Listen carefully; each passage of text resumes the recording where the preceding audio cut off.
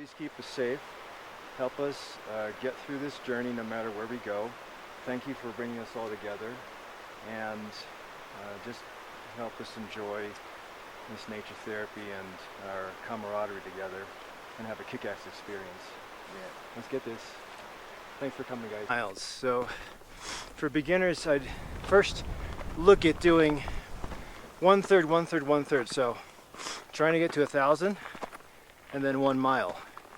And if you're short of breath, it's okay. Most of us will be, even if you're trained at altitude, less oxygen is available. We were doing pulse ox checks at the Airbnb yesterday, and me and V were into the low 80s. Usually your pulse oximetry is supposed to be 92 and above, so even at rest, coming from Chicago, we're fine, but you're sucking in air. That's almost like what you'll hear as a happy hypoxic.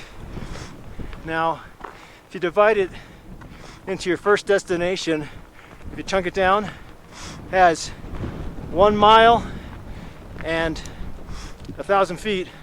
You can break every half hour, every 500 feet, just to make sure everybody in the party's okay. Stay hydrated. Don't get overly heated. Sweaty is not good. So usually when your breath is short, that's okay. But that's just perceived exertion. When your heart rate goes fast and then you start to sweat, you're probably working too hard. You don't want to sweat at the bottom because you'll be all damp. And then as you get up top, that's going to be cold. So right now we picked a good day. We got to the trailhead and parking lot just as it got just as the sun was rising, and we got one of the last parking spaces. But as the sun comes up, right now it's behind the mountain, so it's cold. We're at the second third, and definitely the last third will be right under the sun, so that's when you can start peeling back on some of the layers. So it's good to have something that absorbs, a wicking shirt, pants. If you can get conversion pants, that's cool, and then a shirt. I bring a puffy, meaning insulation, short one, easy to pack and compress, and then a sweatshirt and something for wind and rain. So it might drizzle a little bit on top, like at 2 or 3 p.m. if you haven't summited yet. So it's nice to always have extra stuff, even if the forecast is good. Like if you look at your regular weather channel, it'll say 70, and that's in Denver or Dillon. But again, as you're sheltered by 2 mountains there and there, you're in a valley and it's cold, and there's a gust blowing through the valley. Still see Alan back there. So everybody in the party has their own pace, but we got to keep eyes on. We all have communication, so it's nice to have walkie-talkies.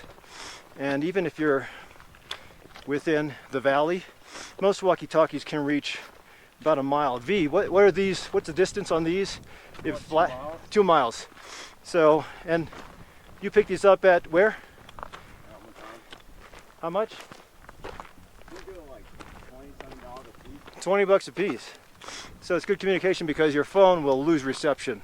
So unless and you don't really need to load maps. Most of the trails here are well traveled, and if you get here early enough, there's a ton of people that will you'll either see cairns, those stacked stones, if you're going off trail and you need to be good at trail finding, or something that's easy or moderate. It'll be a well-beaten path. And you'll see people ahead of you probably. Somebody from Colorado said, "You guys are overpacked," or "Why are you guys carrying so much?" And obviously they were probably from Colorado, unless they don't know about hiking. So don't be embarrassed. I think it's better to overpack. But then the problem comes if you pack too much. You got to haul that shit upstairs, and you got to expend energy to get there. So it's a fine, delicate balance. But your tour guide or your hiking guide should be able to guide you depending on your experience. That's why it's important to train. So we're getting to straightaway way over there. You'll see we go around the bend, and it's nice because we actually down climb here. It's flat, and we're just getting through this flat part, and it's about, we're still at 1,000 feet from trailhead. So this is the marker that you'll see where V is. Gives a little bit of a legend for climbing. This does mark the second and third thirds of your destination if you divide it up into thirds. So I think it's a nice place to take a break. Again, we're trying to every 30 minutes or every 1,000 feet. I think it's wise to regroup. And during the second third, the second 1,000 feet, I think we should start, we're gonna start hitting the sun. I think we should start drinking the fluid and refueling a bit, so that for the last third, most of the weight from the backpack is probably either eaten or drunk. So it's a little bit lighter on the shoulders. And you can pee on the side. Pooping is a little bit of a challenge. You'll have to find a boulder if we're going past the rock field. If you're still in the first third, you've got bushes that you can find a clear path and just poop or pee.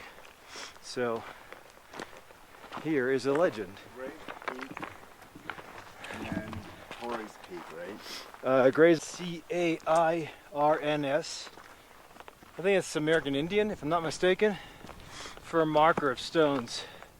It stands out on a trailhead, has different from natural formation, so you can find your way. And this is the rock field, right after that cairn.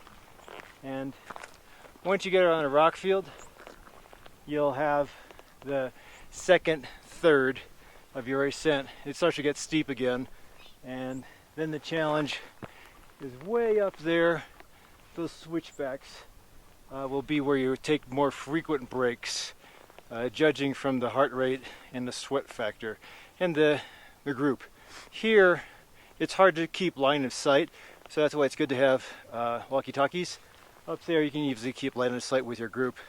It's not good to leave your group, especially the guy that has the car keys. And for safety factors, or safety reasons, it's important to also know where your group is. As an excursion or a hiking guide, I can kind of keep tabs, but if you're going with a family, we've passed by several families, the speed of the group is always going to be, if you're going to keep tight-knit, I think it's safety. Again, this is a well-traveled path, so I don't think you have to worry about ankle sprains. If you do, somebody's going to come along and give help or have reception, but there's always a chain of help that you can call out to here. But if you're in more empty place where you have to really find the trails, that's when you really have to stay in a group. It's cool because when you walk across this rock field, you can hear all these small rocks are on top of bigger rocks, and it's just like an echo that you hear underneath. Usually over here, if you want to go to Torrey's, you'll switch back or go to the right, and you'll see mountain goats on that side. If you want to go to Gray's, you go left. That marquee back there has Torrey's and Gray's mixed up. If you're looking at your mountain, Gray's is on the left, Torrey's is on the right.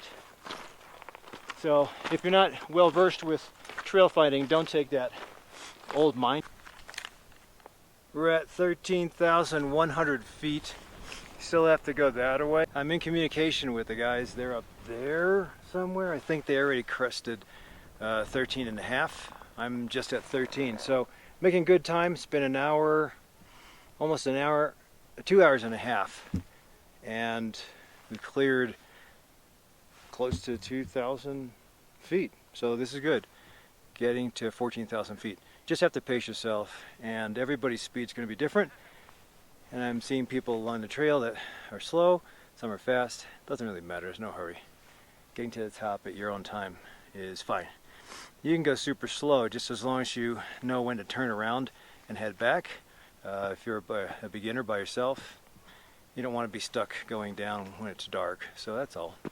And this is totally unpredictable weather. So it's sunny, but the breeze is probably taking the temperature to about 50 to 60. So this is the Y, or the fork in the road that goes to Torrey's on that side and Gray's on this side. We're at what, 13.2? And forgot to look, but this is the view. I mean, how nature's therapy. Once you get up to this, you don't even have to summit. Just being here is an accomplishment. So everybody should take their own pace. I'm gonna try to push through. Everybody else is ahead, but I'm going 100 at a time and then reassessing. I mean, you even have dogs here. There's kids behind me way back there, so be inspired. Just keep on going. Look there. Hey, buddy. He doesn't even care. No exhaustion.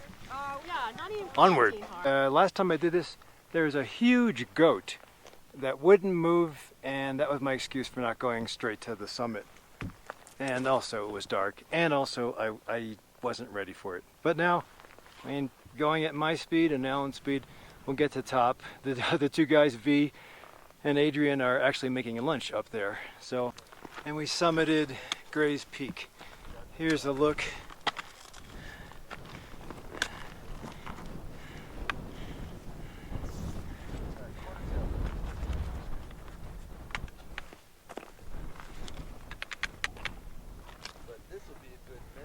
Ah, technically that's the summit. Let's go touch the summit.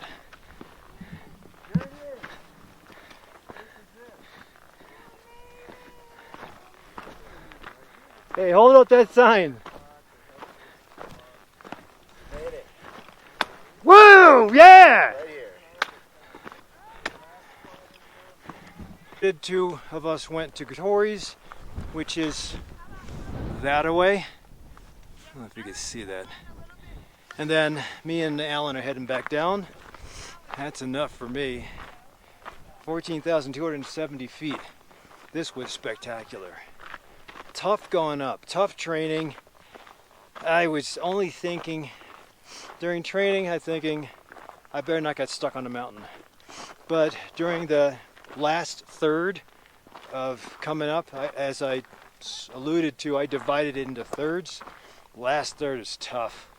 It's essentially just taking about 30 steps at a time, taking a break. So, I mean, there are some Coloradans that run up here, and we were heading halfway up. They were already done and heading down. So it just goes to show you how Colorado is so healthy. And high altitude, New Mexico, there's something of an advantage there. Being outside. So gonna down climb this, meet up with Alan, and we're gonna celebrate.